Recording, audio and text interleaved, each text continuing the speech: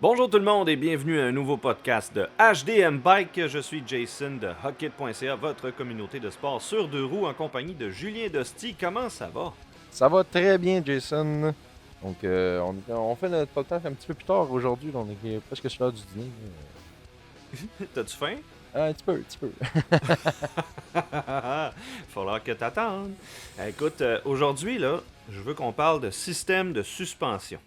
Là, on parle Yes. bien des suspensions arrière, là, on parle pas de fourche, on parle vraiment des divers systèmes de suspension là, sur les vélos de montagne modernes et moins modernes. Le linkage qu'on appelle. Yes, sir. Donc, en fait, ce que j'aimerais savoir, parce que bon, il y a plusieurs systèmes, à l'œil, on peut en différencier quelques-uns. Mécaniquement aussi, j'imagine. Mais moi, ce que j'aimerais savoir, Julien, c'est quoi qui caractérise un système de suspension? Qu'est-ce qui fait qu'un système de suspension est bon ou moins efficace? OK. Avant de parler de quel système qui est vraiment le meilleur, je vais Mhm. commencer par différencier les différentes sortes de systèmes. Parce que OK. visuellement, je peux facilement vous expliquer c'est quoi les sortes de systèmes qui existent. OK? Mhm. Donc, en fait, dans le monde des systèmes de suspension, il existe 5 grandes familles. OK? OK. Donc, on a le single pivot qu'on appelle. Mhm. Et donc, le single pivot, lui, c'est comme le nom le dit, tu as tout le triangle arrière qui est relié par un seul point de pivot sur le cadre en avant. OK. C'est tout. Donc, il n'y a OK. pas d'autres bearings plus que ça, d'autres points de pivot. C'est un gros morceau, tout le triangle arrière pivote sur un pivot, tout simplement. Donc, c'est pas plus OK. compliqué que ça. Fait que ça, c'est le système OK. le plus simple qui existe. Mhm. Ensuite, on va avoir un système qu'on appelle le linkage driven. Le linkage driven, là, en fait, là, c'est que à l'arrière, ou la roue arrière, où est-ce que vous avez votre dérailleur, là, vous allez avoir un point de pivot qui va se situer sur le seat T. Le Mhm. seat T, là, ça, c'est la partie du haut. Donc, qu'on appelle le haut banc en français. OK. Donc, c'est la partie. On a où est-ce que, où est-ce que la chaîne passe. On a un bras qui est là. Ça, c'est le chain stay. Donc, chain stay, ça va ensemble. Ouais. Ouais. Et seat stay, parce que ça, c'est l'autre bras qui se rend jusqu'à la selle. Donc, seat stay. Donc, on fait les associations. Ouais. Donc, le point de pivot principal qui caractérise le linkage driven, c'est que le point de pivot là, à l'arrière, proche de la roue, il est situé sur le CXT. Donc, Mhm. c'est aussi simple que ça. Ouais. Ce que ça nous permet, ce système-là, pourquoi on fait ça? En fait, c'est que c'est un système de type single pivot, mais pourquoi on ajoute des points de pivot à travers tout ça? C'est que ça Ouais. nous permet de venir modifier le ratio de compression de la suspension. Ah, ok. Donc, tu peux aller chercher plus que ce que tu vois là, sur ton choc, là. C'est ça qui fait ça. En fait, c'est un ratio de déplacement. Ok. Donc, par exemple, si, OK, j'ai euh, 200 mm de débattement sur mon vélo, mais mon choc arrière, il n'a pas 200 mm de long, là. Il va Ouais. peut-être avoir 70 mm de long. Fait que là, Ouais. si je prends 70 mm, me rendre à 200, il y a un ratio de déplacement. Donc, par Mhm. exemple, pour chaque millimètre de déplacement, je vais avoir tant de millimètres de débattement. Donc, c'est un ratio, là. C'est une proportion. Ok. Euh, Ce que ça nous permet de faire, le linkage driven, c'est de venir jouer avec ça. Par rapport au single pivot, le single pivot, où est-ce que le ratio, il est pratiquement linéaire. Là, c'est du un pour un. Là, on ne peut pas jouer avec différents linkages, qu'on appelle, là, en venant modifier tout ça. Donc, c'est un ratio un pour un presque. Là. Ok. Donc, je vais vous expliquer plus tard un peu là, qu'est-ce que ça vient influencer là, au niveau du comportement. Mais pour l'instant, ce qu'il faut comprendre, c'est que le linkage driven nous permet simplement de venir modifier cette courbe-là pour influencer là, le ratio de compression. Cool. Ensuite, on a ce qu'on appelle le horse link. Mhm. Le horse link, en fait, pour le reconnaître, c'est très simple. C'est exactement la même chose que le linkage driven, sauf que le point de pivot, il est situé très, très, très, très proche du dérailleur en arrière. Ok. Donc, il est juste en avant du dérailleur sur le chainstay. Donc, sur le bras oscillant là, entre votre chaîne. Là. Ouais. Donc, le point de pivot va se situer sur ce bras-là. OK, Donc, puis le linkage c'est driven, c'était sur le sur chain le stay ou seat le stay, seat juste stay? en haut. Ah, c'est ça, OK. Juste en haut. Parfait. Fait que c'est aussi simple que ça, en fait. C'est que le point de pivot, il est soit en bas, soit en haut. Mhm. Et ça vient tout changer au niveau du système. Vous allez comprendre tantôt qu'est-ce que ça influence. OK. Ensuite, on va avoir les systèmes de type split pivot ou active breaking pivot. Ça, c'est des systèmes comme De Vinci, par exemple. OK. Ce qui caractérise ça, en fait, c'est simple. C'est que le point de pivot arrière, là, il est dans l'axe de la roue. Donc, il n'y a pas de pivot apparent. Là. Ouais. Le point de pivot, il est vraiment à la jonction de l'axe. Donc, les deux bras oscillants arrivent à l'arrière et sont pris ensemble avec l'axe de la roue et le pivot est à l'intérieur de ça. OK. Donc, c'est comme ça qu'on les remarque. Et pour finir, ben, on a le Virtual Pivot Point, donc le VPP, DW-Link et tous les autres noms qu'on peut entendre là, spécial là, par rapport à ça. C'est tous des points de pivot virtuels qu'on appelle. OK. Pourquoi on appelle ça un point de pivot virtuel? C'est que le triangle arrière, donc où est-ce que la roue elle est fixée, Ouais. et le triangle avant, Mhm. pour les relier, on va avoir deux links indépendants, un en haut, un en bas, qui sont attachés là, un pivot, un bearing sur le triangle avant, un bearing sur le triangle arrière, et en haut, un bearing sur le triangle avant, un bearing sur le triangle arrière.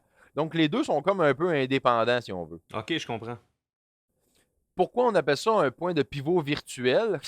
C'est que quand on relie les points, le point de pivot principal qui nous permet de connaître le parcours de la roue arrière, en fait, il est un peu dans le vide. Il arrive dans le vide, ce point-là.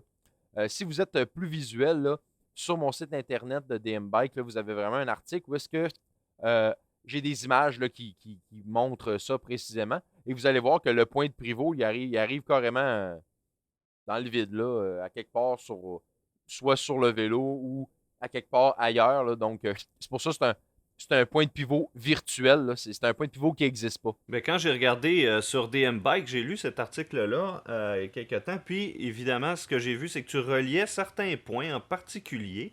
Pas nécessairement tous les points, mais quelques points. Et tu fais un triangle avec. Et la pointe de ce triangle-là va te montrer à peu près le pivot virtuel ou invisible, d'où il part, dans le fond. Oui, Donc, ta roue, c'est ça. elle bouge pas par rapport au triangle avant, elle bouge par rapport à un point dans l'espace qui est peut-être un pied ou deux en avant du vélo, mais c'est son Ouais. axe à lui. C'est donc de modifier un cercle grâce à la géométrie qui permet à la roue de bouger encore plus ou différemment, pas nécessairement comme on peut l'imaginer en regardant juste le triangle. Ouais, c'est ça exactement. Et c'est justement ce qui est un peu particulier avec ces types de systèmes-là, d'avoir un point de pivot qui est virtuel, Mhm. c'est que les possibilités sont à peu près infinies là, par rapport à le parcours, le axle path qu'on appelle, là, donc Ouais. le parcours de la roue arrière, comment elle va se déplacer. Ouais, parce qu'on pourrait Donc, s'imaginer qu'il va tout simplement, comme d'un triangle, là, partir de son pivot, puis faire un cercle qui est relatif à son pivot, qu'on voit ouais, à l'œil, ou même, par ouais, exemple, au pédalier. Mais ça n'a pas rapport. On pourrait faire bouger la roue carrément à la verticale à partir de son axe, là, quasiment. Là. ouais, c'est ça exactement. Puis ça, je vais vous expliquer tantôt aussi qu'est-ce que ça influence puis comment ça vient jouer. OK. Donc, là, maintenant que j'ai expliqué un peu grosso modo c'est quoi les cinq familles, Ouais. je sais que pour les plus visuels d'entre vous, c'est un petit peu difficile à imaginer, là, mais si vous voulez vraiment voir comment ça fonctionne, allez voir mon article. Et le reste, vous allez être capable d'écouter puis comprendre là, qu'est-ce que je vais amener. C'est juste que pour vous permettre de les différencier là, visuellement quand vous croisez un vélo dans les trails. Oui. Donc, maintenant, qu'est-ce qui fait un bon système, un mauvais système, puis qu'est-ce qui caractérise tout ça, puis pourquoi il y a des différentes familles de systèmes, qu'est-ce que ça influence? La première chose, ratio de compression. OK? Donc, comme j'en ai parlé tantôt, Mhm. le leverage ratio qu'on appelle. Donc, c'est le ratio entre le déplacement du choc et le débattement de la roue, donc le débattement du cadre. Ouais. Pourquoi? OK, il y a un ratio. Ce que ça va permettre, c'est qu'il va y avoir des ratios qui vont être régressifs, linéaires et progressifs. OK. Un ratio régressif, ça veut dire que j'ai plus de débattement de choc que j'ai de débattement de roue. Mhm. Un progressif, c'est l'inverse. J'ai moins de débattement de choc et j'ai plus de débattement de roue. Et linéaire, c'est 1 pour 1. Donc, si j'ai 50 mm de débattement de choc, j'ai 50 mm de débattement arrière. OK. Ou, à la limite, mon ratio il est équivalent. Ce que ça veut dire, c'est que si j'ai un choc de 50 mm et que j'ai un ratio 2 pour 1, ça veut dire que j'ai 100 mm à l'arrière. Ouais. Donc, c'est toujours le même ratio de déplacement. Pour 2 mm de débattement, j'ai 1 mm de déplacement de choc, et ainsi de suite. Ouais. Donc, c'est vraiment, c'est une règle. En fait, c'est une fraction, en fait. Mhm. C'est aussi simple que ça. Ce que le ratio de compression va influencer sur le comportement de notre vélo, ça va être principalement au niveau de l'amortissement. OK. Donc, comment notre vélo va amortir les impacts. Est-ce que, par exemple, il va être très sensible aux petits impacts? Est-ce que je vais avoir un vélo qui va être très, très soft, là, très sensible, qui va amortir tous les petits chocs? Est-ce que je vais avoir un vélo qui va avoir un amortissement en début de débattement beaucoup plus ferme, beaucoup plus dur? Donc, souvent, va venir influencer au niveau du pédalage, par exemple. Tu sais, si j'ai un début de débattement qui est très ferme, Mhm. ben, quand je vais arriver pour pédaler, ben, ça va être plus raide. Fait que ça va me donner un feeling différent. Euh, Si, par exemple, j'ai un ratio de compression très, très progressif, donc qui retarde le bottom-out, qu'on appelle, donc quand la suspension vient taper dans le fond, là, quand on atteint le maximum de débattement. Oui. Donc, à ce moment-là, ça veut dire que mon vélo va pouvoir prendre des plus gros impacts qu'un autre qui, lui, taperait la suspension dans le fond plus rapidement. Donc, je vais pouvoir faire des plus grosses drops, des plus gros jumps, passer dans des champs de roche plus rapidement, etc. Donc, ça va vraiment influencer le comportement de notre vélo face aux impacts qu'il reçoit, que ce soit des petits impacts ou des gros impacts. Ouais, mais là, le régressif, honnêtement, celui qui va en fait réduire par rapport à ton choc, qui va réduire le débattement de la roue, c'est quoi l'avantage? Y en a-tu? L'avantage d'un système régressif, à la base, pourquoi c'est plus vraiment utilisé maintenant avec les nouveaux principes de système, Mhm. les nouveaux types d'amortisseurs, mais anciennement, on utilisait la régressivité pour deux raisons. La première, c'était qu'en début de débattement, ça nous permettait d'avoir justement une fermeté qui maximisait le pédalage. Ah, OK? ok. Donc, ça nous permettait d'avoir un pédalage plus efficace. Mhm.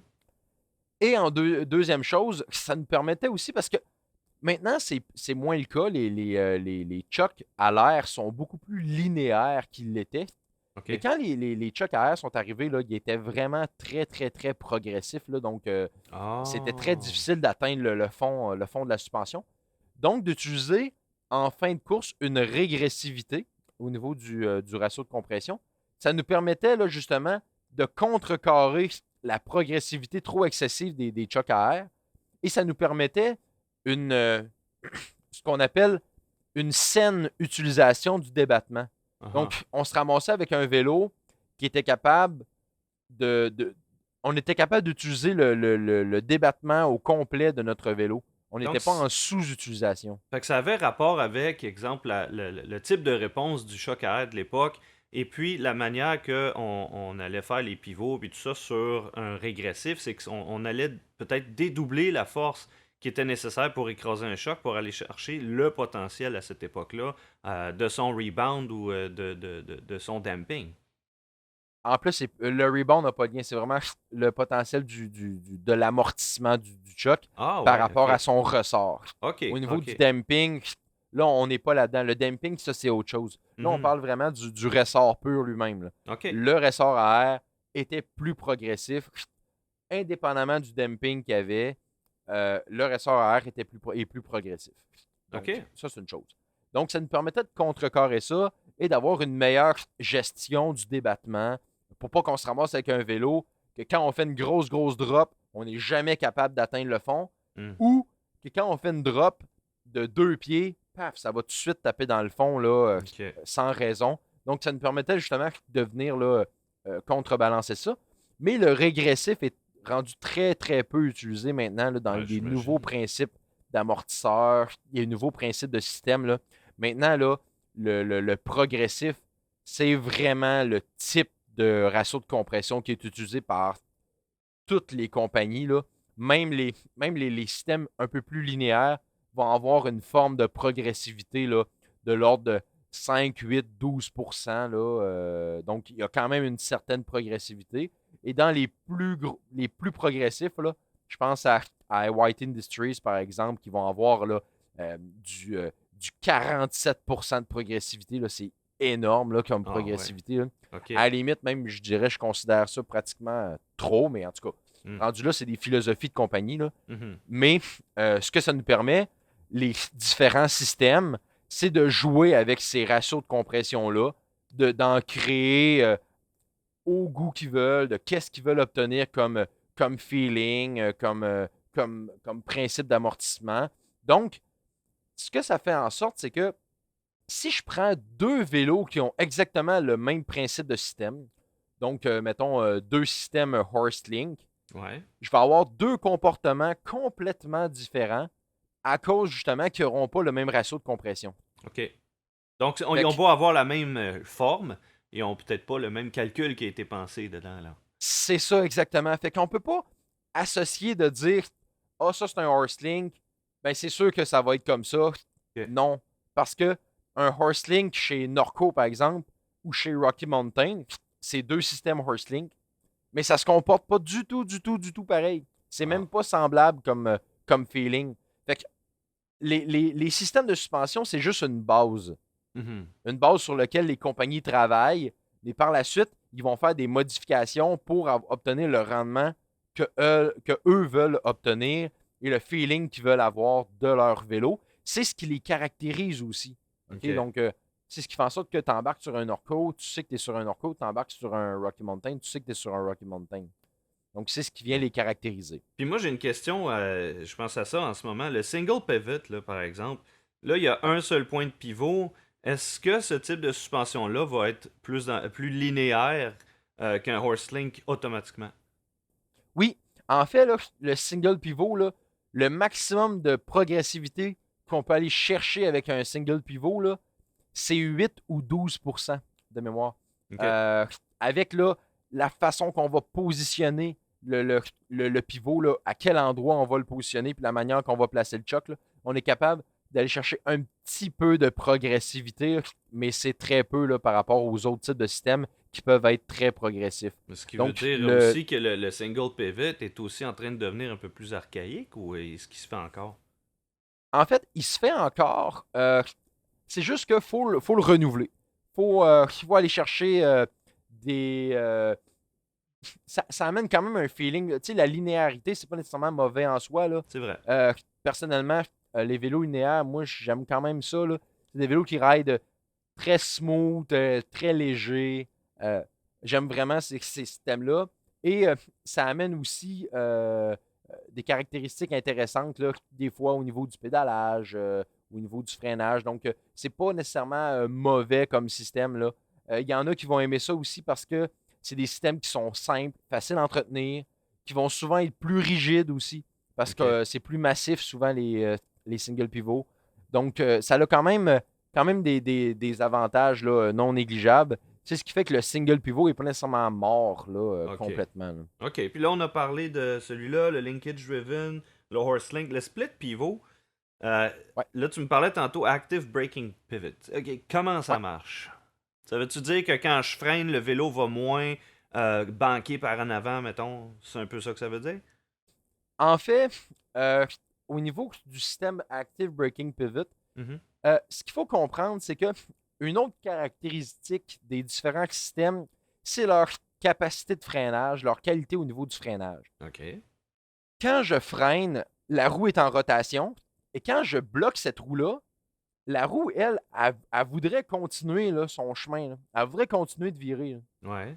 Donc, ça fait en sorte que l'énergie de la roue, l'inertie de la roue que je viens enlever, je viens bloquer, va se transférer dans le système.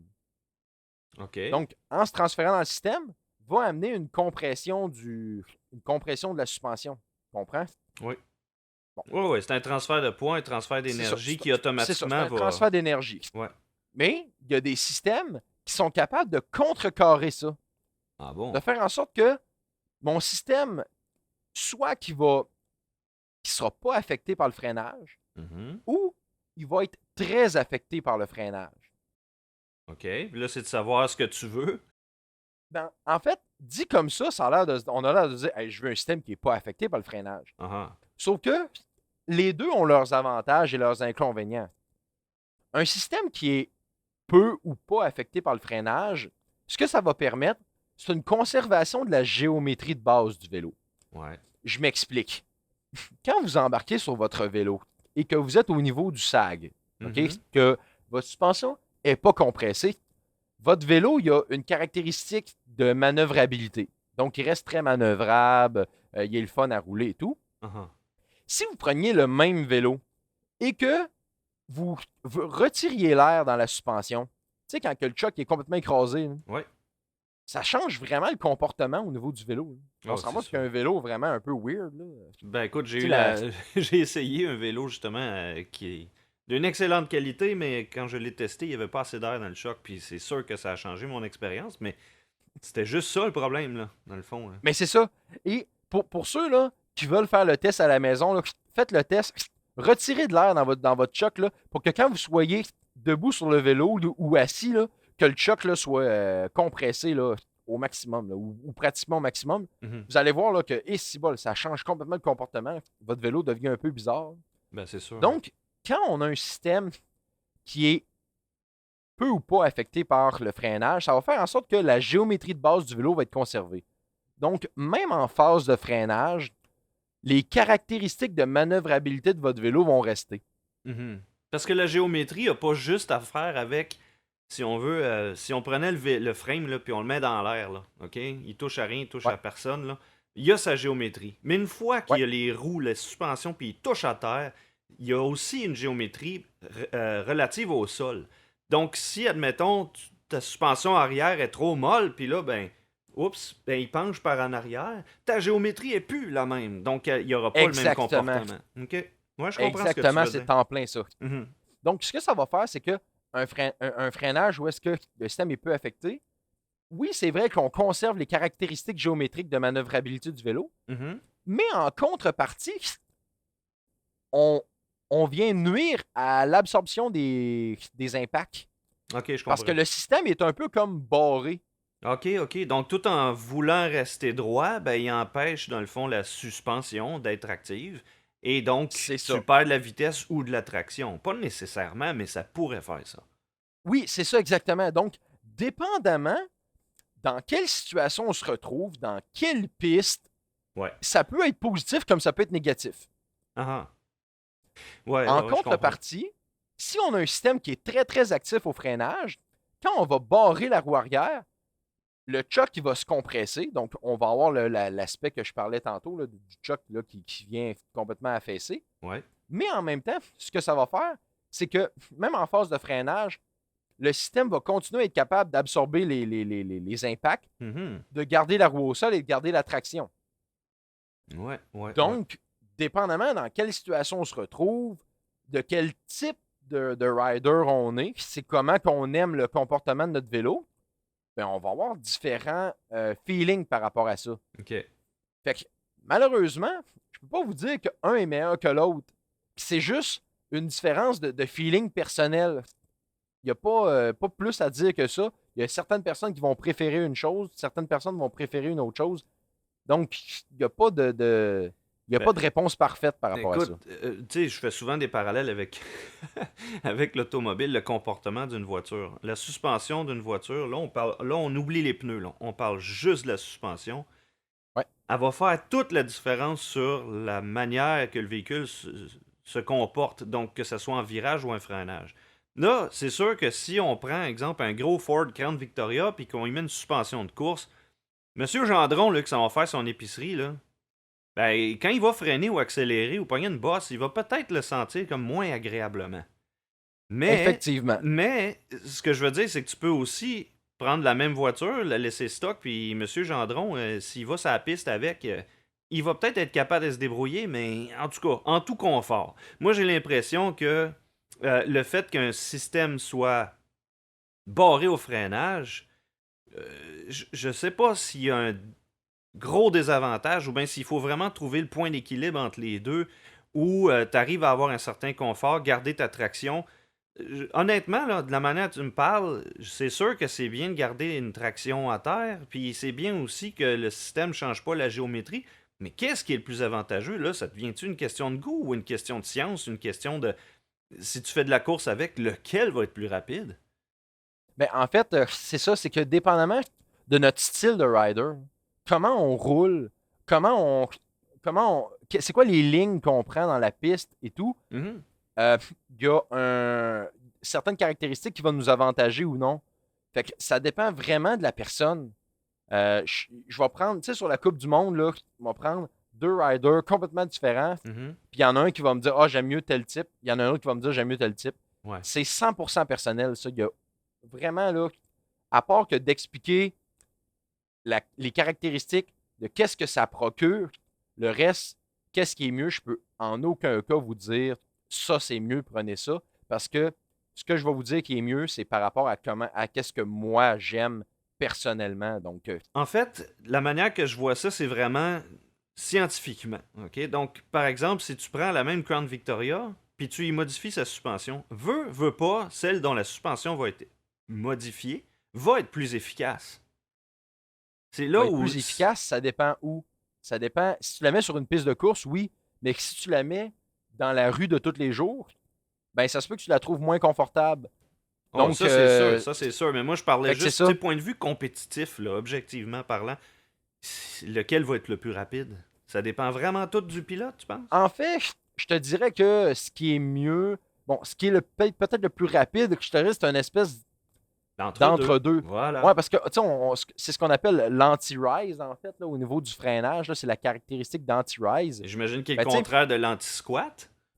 ouais, ouais, exactement, que je vais en parler après. Mais Cool. tu sais, l'anti-rise, là, Mhm. euh, au-delà de 100%, c'est conservation de géométrie. Et en delà de 100, on va être plus qu'on descend, plus qu'on est dans la sensibilité, donc le système qui reste actif. Oui. Donc, je te dirais que si on parle de chiffres, ben peut-être d'aller chercher quelque chose aux alentours de les 80-90% est peut-être idéal. Parce qu'on a quand même une affectation qui n'est pas trop importante, mais on garde quand même une certaine sensibilité. Donc, on pourrait dire que cette espèce d'entre-deux-là, sauf que je te dirais que si je vous dis, OK, allez chercher un système qui a à peu près, mettons, 80% d'anti-rise, Mhm. ben, vous allez devoir couper ailleurs. Parce qu'il n'y a pas de système qui regroupe toutes les meilleures caractéristiques. Fait que c'est toujours une Ok. question de compromis, là. Ah, je comprends. Mais en même temps, la fourche avant, si elle est trop molle, ben là, t'as beau avoir un anti-rise ou pas, je dis ça aussi, ça va l'affecter. Donc, c'est un ensemble d'éléments, là. Oui, il y a une chose qui est importante à souligner, c'est que quand on a un fort anti-rise, là, Mhm. donc que le système est très peu affecté par le freinage, ça fait en sorte que si la suspension arrière absorbe pas une partie de l'énergie, Ouais. ça veut dire que l'énergie va se transférer vers l'avant. Oui. Donc, on va avoir un peu plus de diving break qu'on appelle. Donc, la fourche avant va manger, risque de s'affaisser plus facilement. Mhm. Donc, là, à ce moment-là, il faut avoir un autre genre de setup en avant pour justement contrecarrer ça. Donc, tu sais, quand on parle de balance, là, ben, Ah c'est ouais, tout hein. ça, hein. C'est du C'est, fine-tuning, là, rendu là. ouais, ouais, ouais, rendu là, exactement, c'est en plein ça, là. OK. Ensuite, maintenant qu'on a parlé du freinage, tu l'as abordé tantôt, le mot anti-squat. Ouais. Le mot anti-squat, là, ce que ça veut dire l'anti-squat, c'est quand on pédale, là, l'espèce de rebond là, que ça crée là, au niveau du pédalage, là, le bobbing qu'on appelle. Là. Mhm. Donc, ce rebond-là, plus qu'on a un anti-squat qui est élevé, plus que ça va faire en sorte que quand on va pédaler, le système ne bougera pas. Ouais. Donc, à chaque coup de pédale qu'on va donner, le choc va rester statique. Il y aura pas, euh, ça n'aura pas d'impact là, sur notre système de suspension. Et donc, tu vas transférer plus de power directement au sol, là. C'est en plein ça. OK. L'avantage de ça, c'est que toute mon énergie est transférée à la roue plutôt que d'être absorbée. Il y a une partie de mon énergie qui est absorbée par le choc. Mhm. Là, vu de même, on se dit, Colin, encore une fois, bien mieux d'avoir un anti-squat qui est très élevé. Moi, je veux pas perdre d'énergie quand je pédale. Ouais, mais si t'as un anti-squat trop élevé, t'absorbes pas les chocs en dessous de toi pendant que tu pédales. En fait, ouais, c'est que ça va jouer sur deux éléments. OK. De un, l'absorption des impacts. Parce que si mon système il est barré quand je pédale, ben justement, il n'est pas libre de mouvement Mhm. pour absorber les impacts. Donc, je me ramasse avec un système qui est très efficace au niveau du pédalage, au niveau de la dépense énergétique même, Ouais. mais on a un système qui est en perte de traction Ouais. parce que justement, il n'absorbe pas, il n'épouse pas le terrain. Mhm. Fait que quand on arrive dans des montées très techniques, puisqu'il y a Ouais. beaucoup de racines puis de roches, Uh-huh. ben, on va avoir une perte de traction à ce moment-là. Donc, t'as beau vouloir avoir une meilleure accélération, mais là, tu perds de la traction, donc tu perds de la vitesse. Voilà. Ouais. Voilà. OK. Donc, Alors qu'à l'inverse, si je suis en train de monter un chemin de 4 roues, ouais. un chemin lisse, ben là, je vais vouloir beaucoup d'anti-squat parce que j'ai pas nécessairement besoin d'absorber beaucoup d'impact. Mhm. Donc, à ce moment-là, je suis plus avantagé. Fait que, encore une fois, dépendamment dans le type de piste dans lequel on se retrouve, une des deux méthodes va être avantagée versus l'autre. Ouais. Et j'imagine Fait que que, c'est encore là que ça prend une espèce d'entre-deux ou que c'est une question de préférence où est-ce qu'on va rouler. ouais, c'est ça, mais encore, je dirais que l'anti-squat là, est principalement lié. euh, Mettons qu'on fait 10 courses dans la saison, Mhm. on ne sera jamais sur le même type de piste. Donc, il y a des pistes dans lesquelles on va être avantagé d'avoir un certain type d'anti-squat. Il y a certaines pistes qu'on va être avantagé d'avoir un certain autre type d'anti-squat. Mhm. Fait que, dépendamment de qu'est-ce qu'on aime comme feeling, parce qu'un anti-squat qui est très élevé là, va donner un pédalage beaucoup plus ferme, là, beaucoup plus stiff. Ouais. Par exemple, là, un Santa Cruz ou un Pivot Mhm. vont pédaler beaucoup plus ferme qu'un un Rocky Mountain, par exemple. OK. OK? Donc, la différence de feeling au pédalage va vraiment se sentir à ce niveau-là. Fait que, encore là, il y a une question de préférence, il y a une question d'efficacité, de feeling qu'on recherche et tout. Donc, c'est tout ça qui vient jouer, là. Puis visuellement, là, tu me mets trois vélos en avant de moi qui ont toutes les trois un split pivot, là. Ouais. Est-ce qu'il y a moyen de savoir à l'œil lequel va avoir plus d'anti-squat ou d'anti-rise? À l'œil, là. Non, non. Donc c'est toute une question mathématique, de point de vue scientifique, C'est là, carrément, là. faut, pour être capable de savoir ça, il faut vraiment là, être capable de dessiner le vélo sur papier puis de tracer les lignes. C'est ça, c'est ça. On OK. ne peut pas visuellement là, regarder un vélo et dire ah, lui, là, c'est sûr qu'il pédale mieux là, à cause que tel pivot est placé à telle place. Non, ça ne fonctionne pas comme ça, malheureusement. C'est pas aussi facile que ça. Ça prend vraiment un logiciel pour sortir les caractéristiques, pour vraiment faire le dessin des courbes, pour vraiment là, ressortir les caractéristiques de chacun des vélos. Fait que c'est pour ça que on peut pas dire ah, acheter tel vélo, ça c'est le meilleur, ou etc. Mhm. Faut vraiment l'essayer, pour vraiment sentir ces caractéristiques-là, pour vraiment voir, là, filer là, quel vélo qu'on aime le plus rouler. Donc, c'est vraiment à l'essai là, qu'on va percevoir ça. Ça reste des caractéristiques papier, Ouais. mais pourquoi je vous explique tout ça, c'est que les compagnies, quand ils designent un système, Mhm. vont venir travailler sur ces caractéristiques-là parce que ça va vraiment, le ratio de compression, l'anti-rise et l'anti-squat va vraiment influencer là, tout le feeling et comment que le système va travailler. Fait qu'il faut vraiment, là, OK, c'est vraiment sur ça que les compagnies travaillent pour nous donner un feeling différent. Et il n'y a pas un seul système dans tout ça qui va nous donner l'avantage sur tout. Chaque OK. système va nous permettre d'aller chercher telle caractéristique de façon un peu plus prédominante, telle autre caractéristique. Donc, il n'y a pas de système parfait, il n'y a pas de système imparfait. Ça dépend vraiment qu'est-ce qu'on veut faire, obtenir et tout. Puis là, les fabricants, dans le fond, quand ils sortent un vélo, les spécifications du vélo doivent nous indiquer un peu si, admettons, tel type de vélo a, exemple, été beaucoup retravaillé pour procurer un anti-squat ou un anti-rise plus efficace. Ou il y a une manière, j'imagine, de déterminer dès le départ, si moi je cherche quelque chose qui est entre deux, il doit bien en avoir un qui est mieux balancé que l'autre, ou bien est-ce que c'est quelque chose qui est tellement subjectif que, dans le fond, tu l'essayes seulement sans le savoir. J'ai pas le temps d'essayer 50 bikes pour savoir lequel je veux, des En fois. fait, il y a deux choses. La première, c'est que, par exemple, moi, j'ai beaucoup de données sur des bikes. J'ai des logiciels pour faire de la rétro-ingénierie de système, qu'on appelle, pour ressortir les courbes. Fait que moi, je OK. suis capable d'aller sortir les données d'un vélo. Je suis Ah capable de ah. l'analyser. Par contre, au-delà de ça, on peut pas juste se fier au papier.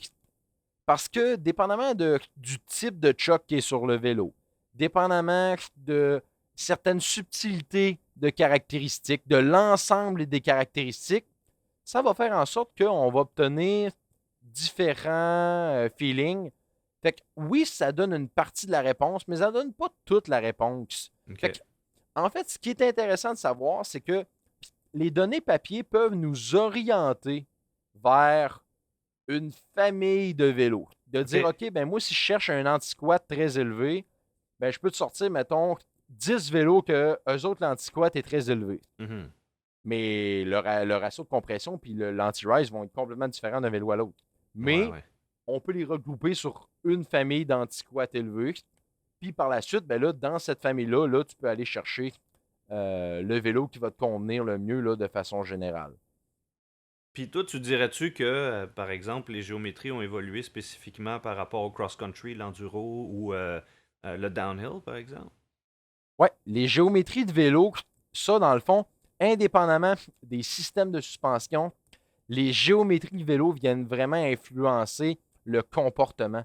Fait que, tu sais, là, on parle du comportement du système, Mhm. mais la géométrie influence tellement la maniabilité, la façon que le vélo va répondre sur la piste, que c'est l'ensemble de l'œuvre qui fait en sorte qu'on a un vélo qui est efficace ou non. Donc, face à ça, on peut prendre deux systèmes identiques avec les mêmes caractéristiques papier, mais avec des géométries différentes qui vont nous donner deux comportements différents. Ouais, ouais. Puis déjà, juste les ajustements qu'on y fait nous-mêmes vont lui donner un comportement différent, là, de Ça, juste... ça rajoute Ben encore oui. une autre couche par-dessus ça. Il faut qu'imaginer là, Ben oui, puis comment après, il y ça a le peut être. poids du rider, il y a sa manière de se comporter sur son vélo. Ah ouais, donc c'est très subjectif, effectivement, là, le choix de suspension, le choix de vélo. Puis c'est sûr que ça a tellement évolué dans les dernières années que c'est dur de se dire, OK, mais là, attends, c'est quoi la prochaine évolution possible? Est-ce qu'on les a toutes vues? Ben tu sais, en fait, ce qu'il faut comprendre, c'est que anciennement, il y a certains systèmes qui étaient comme vraiment, qui sortaient du lot. Mhm. Mais en date d'aujourd'hui, là, OK, aujourd'hui, en date d'aujourd'hui, qui est la journée de tournage de ce podcast-là, là, qui est le 18 décembre 2020. Mhm. Donc, en date du 18 décembre 2020, j'ai aucun système à vous dire, ah, prenez ça, ça c'est le meilleur. J'en ai pas. C'est plate, mais c'est ça. Je sais que c'est la réponse que tout le monde aimerait savoir. C'est quoi le saint Graal du vélo, puis c'est quoi le système à avoir. Mais malheureusement, j'ai une réponse plate à vous donner, qu'il n'y en a pas de meilleur système. Moi, j'en ai roulé de toutes les sortes. Il y en a que j'ai préféré, il y en a que j'ai moins aimé. Présentement, au moment où on se parle, moi, je roule un Orbea Ryan, Mhm. un Orbea Rallon en français, avec un système ABP, Active Braking Pivot. OK. J'adore ce vélo, je tripe sur ce vélo-là. Mais auparavant, j'ai eu un système, un KHS avec un VPP. Avant ça, j'ai eu un Rocky Mountain avec un Horselink. Mhm. Et c'est tous des vélos que j'ai appréciés à leur manière, dans OK. leur comportement, dans leurs différences. Donc, c'est vraiment là des comportements qui sont différents et tout. Fait que faut vraiment en essayer, faire des tests, aller dans les journées de démo, faites des essais pour vraiment vous voir qu'est-ce que vous aimez, vous, comme personne là, au niveau des systèmes. Ben écoute, il y C'est en a sûr qui que, préfèrent ne pas avoir de suspension du tout en arrière. ouais, effectivement, il y a le hardtail. Là, là on parle de système de suspension, mais tu sais, le hardtail est encore là, très populaire. Là, Écoute, faut pas le ça me négliger. tente C'est juste quasiment que. d'en avoir un. Pour vrai, là, il y a des bouts où je me dis, hey, il me semble qu'ici, ça aurait été pas pire d'avoir un hardtail. La Ouais. même section de trail feelerait complètement différent. C'est sûr que je trouvais, quand je ridais hardtail, qu'il y avait une réponse là, incroyable. Puis ton énergie est tellement différente sur ces vélos-là. Après ça, c'est sûr que tu tombes sur la suspension arrière et tu te dis, waouh, c'est tellement plus confortable. Puis tu peux peut-être aller plus vite à tel ou tel endroit. Mais en réalité, là, le feeling qu'on a sur notre vélo, là, s'il nous fait plaisir, puis si on a l'impression d'aller vite, là, ben c'est winner, peu importe ce qu'on choisit. Là. En plein ça, tu pourrais pas mieux dire, mon cher. C'est vraiment ça. Fait que allez-y avec le. Puis l'autre chose à ne pas négliger, là, Ouais. le look. Ah, c'est sûr. Si vous trouvez votre vélo beau, là, vous allez aimer le rouler. Là. Ben écoute, il est dans Fait mon que- sous-sol, puis chaque fois que je passe devant, je le regarde, puis j'ai juste envie de le sortir. Tu sais. C'est sûr, je C'est le en trouve plein beau. ça. Puis là, moi tu sais. aussi, mon vélo, quand je vais dans le garage, je le regarde, je suis Caroline qui est beau ce vélo-là. Tu sais. Fait qu'il y a certains systèmes qu'on trouve affreusement laids. Puis c'est Ouais. correct. OK? Ça fait partie de l'ensemble de l'œuvre, comme on aime les voitures avec Exact. certains looks qu'on n'aime pas. Donc, il ne faut pas négliger cet aspect-là aussi. Là. Au-delà de l'aspect performance, là, allez-y avec un vélo que vous trouvez beau. Là. Ça a son importance aussi. C'est vrai, écoute, on se l'approprie, c'est notre machine, puis on aime ça le rider. C'est sûr qu'on aime ça aussi le trouver beau. Un vélo qu'on trouve laid, c'est pas. C'est moins attirant, C'est en c'est sûr plein et ça. certain. En Ben écoute, plein j'ai l'impression qu'on a bien couvert le sujet. Si jamais, mesdames et messieurs, vous avez des questions, gênez-vous pas de nous écrire sur notre page Facebook, de nous écrire par messagerie, par courriel. Nous, on est toujours là pour répondre à vos questions si jamais vous en avez. Donc, Julien, ce fut encore une fois un grand plaisir de jaser avec toi aujourd'hui. Yes, puis pour les autres petites caractéristiques, là, on pourra là, refaire un autre podcast là, sur les autres petites particularités. Là, on a tiré les grandes lignes, là, mais il y a Mhm. encore des petites nuances qu'on pourrait parler ici et là. Là. Puis si jamais vous le désirez, là, faites-nous signe, puis on va revenir là, sur les autres petites particularités, là, plus en finesse, là, plus en détail sur certaines choses. Donc, n'hésitez pas à nous écrire sur mon site internet, comme je dis, dmbike.com, dm-bike.com. Vous avez toujours énormément d'informations sur les systèmes de suspension. Vous avez tout ça en texte, mais on va être capable là, de vous en faire un bon podcast intéressant aussi. Ah, de toute façon, il faut se garder du matériel pour faire d'autres podcasts. Hein? Effectivement, Ben, mesdames et messieurs, merci beaucoup. Merci, Julien. à la prochaine tout le monde. Bye bye.